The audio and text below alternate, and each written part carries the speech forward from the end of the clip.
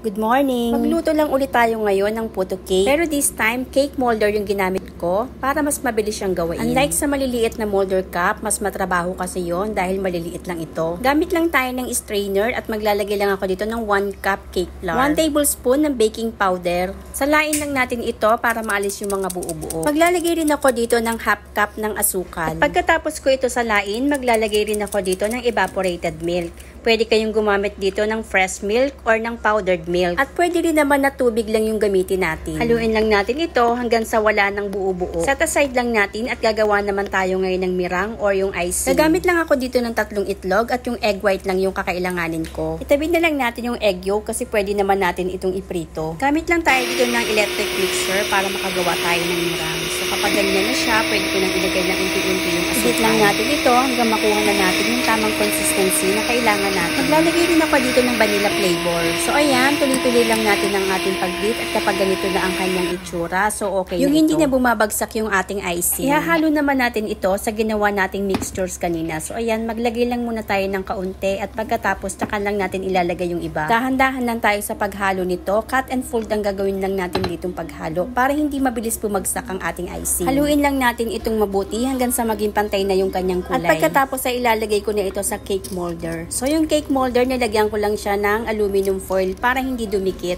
So ayan, pagkalagay ko, ayusin lang natin yung ibabaw para mag-flat siya at saka itap-tap din natin ito. Nagpakulo na rin ako ng tubig para ready na ito pagkatapos ko ilagay sa molder. Kapag kumukulo na ang ating tubig, hinaan lang natin ng bahagya ang ating apoy. After 5 minutes, hinango ko muna ito para ilagay ko yung ginadgad na cheese at saka yung itlog na maalat. So depende na sa inyo kung gusto nyo gadgarin yung cheese or yung i-slice nyo lang. Yung itlog na maalat, hiniwa ko lang ito ng maninipis. Kung ayaw nyo na itlog na maalat, pwede namang wag na lang natin itong lagyan. So ayan, ibalik ko lang ulit siya sa steamer at pagkatapos takpan ko lang at after 15 minutes, i-check ko lang ulit ito. After 15 minutes, gumamit ako ng kutsara para i-check kung okay na ito at kapag wala nang dumikit, luto na ang ating puto cake. At dahil luto na yan, magmerienda na tayo. Thank you for watching. Please don't forget to subscribe.